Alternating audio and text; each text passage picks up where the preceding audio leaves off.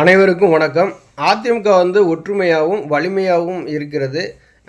எடப்பாடி பழனிசாமி எந்த இடத்துலையுமே எனக்கு பொதுச்செயலாளர் பதவி வேணும்னு சொல்லவே கிடையாது. தொண்டர்களாக பார்த்து தூக்கி கொடுத்தாங்க அப்படின்னு ஒருத்தர் சொல்லியிருக்கார்.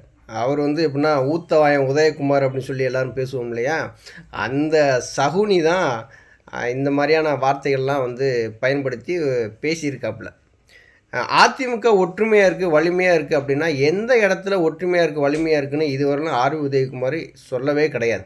ஆனால் போகிற போக்கில் இவங்கெல்லாம் செய்தி பரப்பி விட்டு போகிறவங்க, இவங்களுக்கு அரசியல் பற்றி எதுவுமே தெரியாது. என்னைக்கு தவழ்ந்து அங்கே அப்படியே புரண்டு மண்புழு மாதிரி நெளிந்து என்னைக்கு சசிகலா காலில் போய் விழுந்து அந்த முதலமைச்சர் பதவியை வாங்கினாப்புலையோ எடப்பாடி பழனிசாமி, அன்னையிலேருந்தே அதிமுக வலிமையாகவும் இல்லை ஒற்றுமையாகவும் இல்லை. அன்னைக்கே எல்லாம் செஞ்சு போச்சு. எடப்பாடி பழனிசாமிக்கு அரசியல் என்ன தெரியும்? ஒரே அரசியல் தான் தெரியும். அந்த அரசியல் பூரா துரோக அரசியல் தான் தெரியும். அந்த துரோக அரசியலை வச்சு தான் இன்றைக்கி அரசியலில் அவர் பொழப்பு நடத்திட்டு இருக்காரு. அந்த துரோகத்துக்கு சால்ரா போடுறவர், அந்த நக்கி பிழைக்கிறவங்க தான் இந்த ஆர்பி உதயகுமார். வலிமையாக இருக்குது அப்படின்னா எந்த விதத்தில் வலிமையாக இருக்குது? அதிமுகவினுடைய தொண்டர்கள் ஒற்றுமையாக இருக்காங்க, அதனால் வலிமையாக இருக்கா? அதிமுகவினுடைய தலைவர்கள் ஒற்றுமையாக இருக்காங்க, அதனால் வலிமையாக இருக்கா? இங்கே அதிமுக வலிமையாலாம் கிடையாது. அது பலவீனம் அடைந்து தான் இருக்கே தவிர வலிமைக்கு வழியே கிடையாது. எம்ஜிஆர் மாளிகையில் ஐயா ஓபிஎஸ் காலில் போய் விழுந்து, அண்ணே என்னை முதலமைச்சர் ஆக்கியிருங்கண்ணே, முதலமைச்சர் வேட்பாளரை அறிவிச்சிருங்கண்ணே அப்படின்னாரு. எதிர்கட்சி தலைவராக என்னை அறிவிச்சிருங்கன்னாரு. எல்லாமே ஐயா ஓபிஎஸ் காலில் கும்பிட்டு விழுந்ததுனால தான் எடப்பாடி பழனிசாமி அந்த பதவி கிடச்சது. அதை ஆர்பி உதயகுமாருக்கு நல்லாவே தெரிஞ்சிருக்கும். இப்போ எடப்பாடி பழனிசாமியை முன்னிறுத்தி சந்தித்த எந்த தேர்தலில் வெற்றி பெற்றாங்க அதிமுக வலிமையாக இருக்குன்னு சொல்கிறதுக்கு? 2019 பாராளுமன்ற தேர்தலில் எடப்பாடி பழனிசாமி முன்னிறுத்தி தான் சந்தித்தாங்க. அது படுதோல்வியை சந்திச்சு. ஊரக உள்ளாட்சி தேர்தல், நகர்ப்புற உள்ளாட்சி தேர்தல், இடைத்தேர்தல், ஏன் ஈரோடு கிழக்கு இடைத்தேர்தலில் ஒரு இரட்டை இலை சின்னம் இருந்துமே என்னாச்சு? தோல்வித்தானே சந்தித்தார். இதெல்லாம் இப்போ எந்த காலத்தில் இப்படி நடந்தது? அப்போ இதையெல்லாம் ஆர்பி உதயகுமார் பார்க்க மாட்டாப்புல போல். ஆர்பி உதயகுமார் என்ன நினைக்கிறார் அப்படின்னா, தென் மாவட்டத்தை பொறுத்தளவில் மொத்தம் தமிழகத்தை பொறுத்தளவில் நம்மளும் ஒரு பெரிய அரசியல்வாதியாக பெரிய ஆளாக வரணும் அப்படின்னா ஓபிஎஸ் தடையாக இருக்கார். அந்த ஓபிஎஸ் எப்படி கட்சி விட்டு நீக்கணும்னு சொல்லிவிட்டு இந்த ஆர்பி உதயகுமார், செல்லூர் ராஜு, ராஜன் செல்லப்பா இவங்கெல்லாம் போட்ட திட்டம் தான் எடப்பாடி பழனிசாமியை அடிபணிந்து உடனே பொதுக்குழு செயற்குழுவை கூட்டி கட்சியை விட்டு நீக்கிறாங்க. இப்போ நீ என்னத்தை சாதிச்சிட்டீங்க சொல்லுங்கள்? இப்போ நடந்து முடிந்த பாராளுமன்ற தேர்தல் ஜூன் 4ஆம் தேதி இது வாக்கு எண்ணிக்கை போகிறாங்க. பல இடங்களில் 3வது இடத்துக்கு போகுது. 2வது இடத்துக்கு வர்றதுக்கு வாய்ப்பே கிடையாத சூழ்நிலை உருவாகிருக்கு. எடப்பாடி பழனிசாமி கத்துறாரு, கதறாரு. வலிமையாக இருந்தால் கத்தவும் கூடாது, கதறவும் கூடாதுல்ல. நம்ம வெற்றி பெற்றுவோங்கிற ஒரு தைரியத்தில் இருக்கணும்ல. அந்த தைரியம் இல்லாமல் போச்சுன்னா அதற்கு காரணம் என்ன? அப்போ அதிமுக அங்கே வலிமையாக இல்லை அப்படின்னு தான் அர்த்தம். எடப்பாடி பழனிசாமி பொதுச்செயலாளர் பதவி விரும்பி கேட்கல, தொண்டர்களாக பார்த்து கொடுத்தாங்க அப்படிங்காப்புல. இதெல்லாம் சொல்ல ஆர்பி உதயகுமாருக்கு ஒரு வெக்கக்கெடாவே இல்லையா? ஒரு மனுஷனாயா நீ?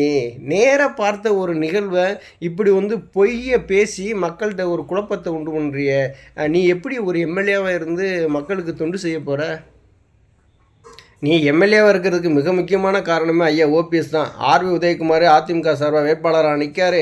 அவருக்கு இரட்டை இலை சின்னத்தை கொடுத்து நீ அனுமதி வழங்கணும்னு சொல்லிட்டு ஐயா ஓபிஎஸ் அவர்கள் கையெழுத்து போட்டதுனால தான் இன்றைக்கி எம்எல்ஏ.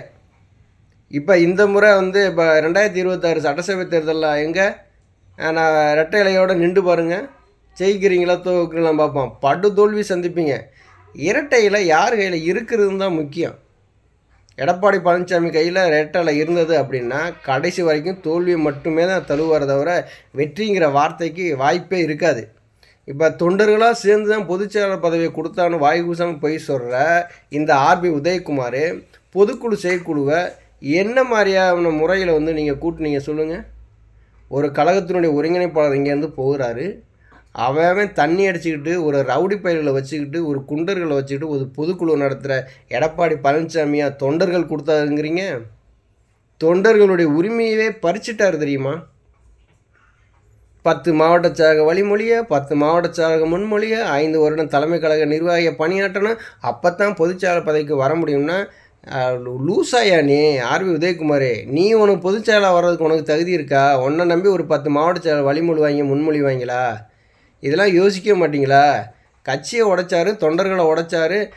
இங்கே எல்லாத்தையுமே பாழ்படுத்திட்டு ஒருத்தர் வந்து பொதுச் செயலாளர்னு சொல்லி உட்காந்துருக்காரு. அவருக்கு தொண்டர்கள் விரும்பி கொடுத்தாங்க அப்படிங்கிறீங்க. அப்போ தொண்டர்கள் விரும்பி கொடுத்தா தொண்டர்களில் ஓட்டு போட்டிருக்கணும். எடப்பாடி பழனிசாமி கையில் இருக்க காசை வச்சுட்டு இது பொதுக்குழு செயற்குழு உறுப்பினர்கள் வந்து விலைக்கு வாங்கி அங்கே ஒரு நாடகத்தை நடத்தி நான் தான் பொதுச் செயலாளர் சொல்லிட்டு தேர்ந்தெடுத்துட்டீங்க. கூத்தாடிகளும் குடிகாரங்களும் இங்கே இருக்கிற கூடாரமாக தான் அங்கே எடப்பாடி பழனிசாமி அணியில் இருக்கிற அந்த அதிமுக மாதிரி தெரியுது. தாந்தோண்டித்தனமாக தெரியுறீங்க. இதான் ஒரு அரசியல். ஐயா ஓபிஎஸ் அவர்கள் இல்லாமல் நீ வந்து ஒரு அரசியலை முன்னெடுத்து நீ தமிழகத்தில் வந்து அதிமுக வந்து ஆட்சி அமைக்க முடியுமா? எடப்பாடி பழனிசாமி திமுகவோட நல்லா ஒரு கூட்டணி போட்டுக்கிட்டு ஒரு கள்ள உறவை வைத்துக்கிட்டு நீங்கள் வந்து 39 தொகுதியில் நீங்கள் ஆளை நிப்பாட்டுங்க, நாங்கள் ஒரு டம்மியான வேட்பாளர்களை நிப்பாட்டோன்னு சொல்லி டம்மியான வேட்பாளர்கள் நிப்பாட்டியிருக்காங்க. இது எதை குறிக்குது? எடப்பாடி பழனிசாமியை தொண்டர்கள் தான் தேர்ந்தெடுத்தாங்கன்னு சொல்லிட்டு ஒரு பொய்யான தகவல் வந்து வெளியில் பரப்பாதீங்க. உண்மையான தகவல் வந்து வெளியில் பரப்புங்க. எடப்பாடி பழனிசாமி அவர் கையில் இருக்கிற காசை வச்சுக்கிட்டு செயற்குழு பொதுக்குழு உறுப்பினர்கள் வந்து விலைக்கு வாங்கி தன்னை ஒரு பொதுச் செயலாளராக ஆக்கிக்கிட்டார். அவ்வளவுதான். இங்கே காசு கொடுத்தா தான் இதுக்கு நிறைய பேர் இருக்காங்கல்ல, அதில் நீங்களும் ஒரு ஆளாக தான் இருப்பீங்க. அதனால் வந்து தொண்டர்கள்லாம் சேர்ந்து தேர்ந்தெடுத்தாங்க அப்படிங்கிறத பற்றி நீங்களாம் பேசாதீங்க. மொத்தத்தில் ஆர்பி உதயகுமார்லாம் நீ அரசியல் பேச லாய்க்கே இல்லாத மனுஷன் நீ. இதெல்லாம் ஏதோ ஒரு எம்எல்ஏ வாக்கிவிட்டார் ஐயா ஓபிஎஸ். இல்லைன்னா இன்றைக்கெலாம் வந்து கீழே எங்கேயாவது ஒரு கட்டாந்தரையில் சசிகலா அம்மா வீட்டில் வந்து கட்டாந்தரையில் கூட்டி விட்ட மாதிரி தான் இன்றைக்கும் கூட்டிகிட்டு தான் தெரிஞ்சிருப்பீங்க. அரசியல் பேசுங்க, நாங்கள் வேணான்னு சொல்லலை. அரசியல் பேசுகிறது உங்களுடைய சுதந்திரம், ஒரு கருத்து சுதந்திரம் இருக்குது, நீங்கள் பேசணும். ஆனால் நடந்த பொய்யை பூரா உண்மைன்னு நினைச்ச மக்கள்கிட்ட வந்து பதிய வைக்கிற பாருங்க.